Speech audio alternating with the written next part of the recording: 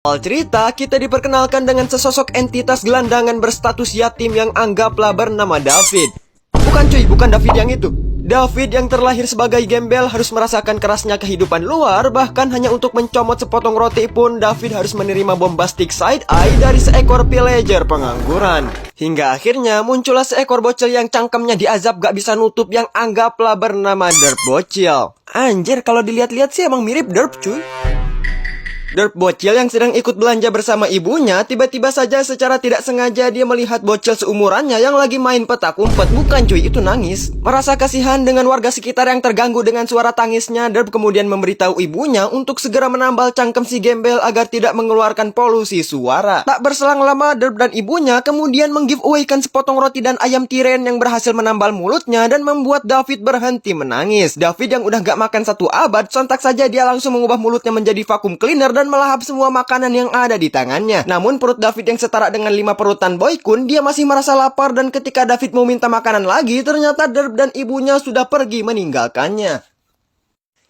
David yang masih merasa lapar, daripada makan orang, dia kemudian membuntuti Derp bocil sampai ke rumahnya dengan harapan bisa membawa pulang kulkas milik Derp. Namun sesampainya di sana, bukannya diberi makanan, David malah diberi pemandangan yang membuat mentalnya serasa di smackdown. Bagaimana tidak, David yang belum pernah merasakan kasih sayang seorang ayah, dirinya hanya bisa menatap kehangatan keluarga Derp yang jauh berbeda dengan nasib keluarga David. Di tengah kesedihannya, tiba-tiba saja seekor anjing yang gue juga nggak tahu dia datang dari mana, seketika saja dia menghampiri David yang membuatnya panik dan langsung cosplay menjadi simpanse. Walaupun banyak mimpinya sudah terkubur, tapi David tidak mau jasadnya ikut dikubur. Dia lebih memilih ngendok di atas pohon daripada menjadi makanan mukbang bagi seekor anjing. Hingga akhirnya malam hari pun tiba. Melihat situasi yang sudah aman, David pun turun dari atas pohon dan secara tidak sengaja dia mendengar suara ribut disertai tepuk tangan dari dalam rumah Derp bocil. David yang penasaran sekaligus sagne, dia kemudian mengintip ke dalam rumah Derp apa yang sebenarnya mereka lakukan. Dan ternyata David terkejut bukan main begitu melihat Derp yang sedang main pedang-pedangan bersama ayahnya. Ya, gue nggak salah kan main pedang-pedangan. Melihat keharmonisan keluarga Derp membuat mental David lagi-lagi serasa terkena ulti Eudora. Kini David yang mentalnya sudah hancur layaknya tai, dirinya lebih memilih untuk healing ke dalam gua yang gue juga nggak tahu apa yang ada di otak kosongnya. Buset, kayak nggak ada tempat lain aja. Lu di situ mau ngapain anjir, bersemedi? Namun secara tidak sengaja David bertemu dengan segerombolan hostile mob yang lapar akan daging manusia.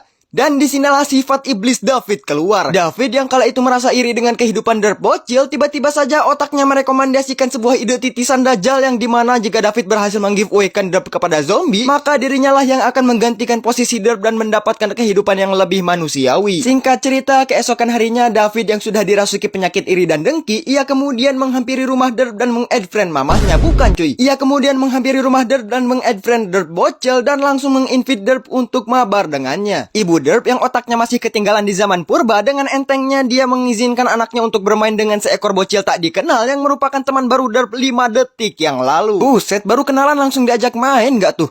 Mana langsung di ACC lagi. Di mana-mana bocil kenalan tuh di sekolah, di TK, di tempat bermain. Mana ada bocil kenalan ngetuk pintu rumah orang? Itu mau main atau mau nyulik? Singkat cerita, David si muka silid mengajak Derp bocil masuk ke dalam gua untuk mempercepat proses serah terima jabatan sebagai anak orang kaya. Di saat Derp sedang mereview gua tersebut, secara diam-diam David mendorong sebuah minecart ke arah Derp bocil yang membuat David terjun bebas ke dalam sarang hostile mob dan menjadi santapan lezat dan bergizi bagi para zombie. Begitu Derp sudah tereliminasi, David langsung memberitahu kedua orang tua Derp bahwa anak kandung mereka sudah kadaluarsa dan harus segera diganti dengan anak yang baru. Di sana David menceritakan di saat mereka sedang menjelajah ke dalam gua untuk menambang bedrock, tiba-tiba saja mereka dikejutkan dengan kemunculan seekor zombie yang lagi nyari takjil daging manusia untuk buka puasa. Namun sayangnya otak Derp yang memiliki kecepatan berpikir sebesar 2 MB per hari, bukannya kabur, dia malah beradu mekanik dengan zombie yang membuat nyawanya tak terselamatkan. Dan tak lupa David juga menambahkan aksi heroik khayalannya yang dimana dia juga sudah berusaha menyelamatkan nyawa Derp bocil. Namun sayangnya David tidak dapat menyelamatkan nyawa Derp dikarenakan zombie hanya memakan anak manusia bukan anak setan. Mendengar dongeng David, orang tua Derp jelas-jelas sedih dan langsung membuatkan sebuah kuburan untuk Derp yang gue juga gak tahu apa yang mereka kubur. Sementara itu, di sisi lain Derp yang belum log out dari dunia, begitu ia terbangun dia langsung dikejutkan dengan kemunculan 2 ekor zombie yang sudah siap mukbang daging manusia. Derp yang masih memiliki dosa berdosa sebesar matahari, jelas-jelas dia masih pengen hidup untuk melakukan taubatan nasuha. Dengan sisa tenaga yang ada, sebisa mungkin dia berusaha kabur dari kejaran zombie agar dirinya tidak dijemput malaikat maut. Namun sayangnya Derp malah menemukan jalan buntu yang membuat dirinya kini menjadi sasaran empuk bagi para zombie. Kini nasib Derp bocil berada di tangan sang animator. Jika animatornya waras dan tidak memiliki gangguan psikologis, maka logikanya kemungkinan terbesar adalah Derp harus mati karena tidak memiliki senjata apapun. Namun jika animatornya ODGJ, stres, gila, dan lain sebagainya, maka ada kemungkinan Derp untuk selamat.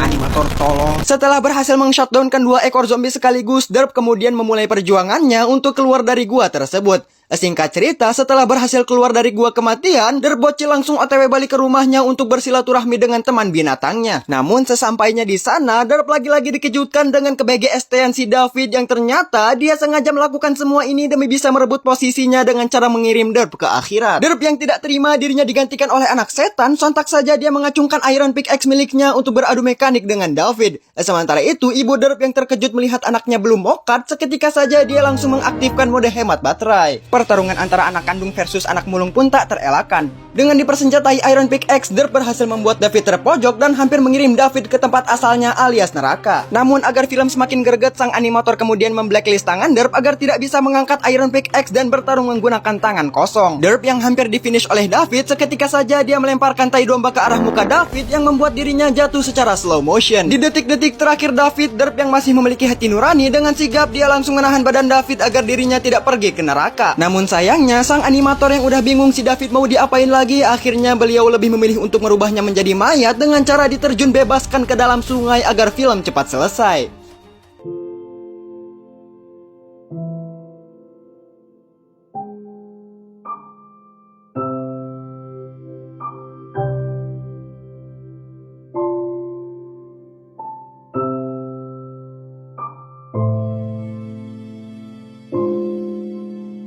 Kematian David jelas-jelas membuat Derp sedih tapi bohong. Kini Derp dapat berkumpul kembali dengan keluarganya berkat kematian David.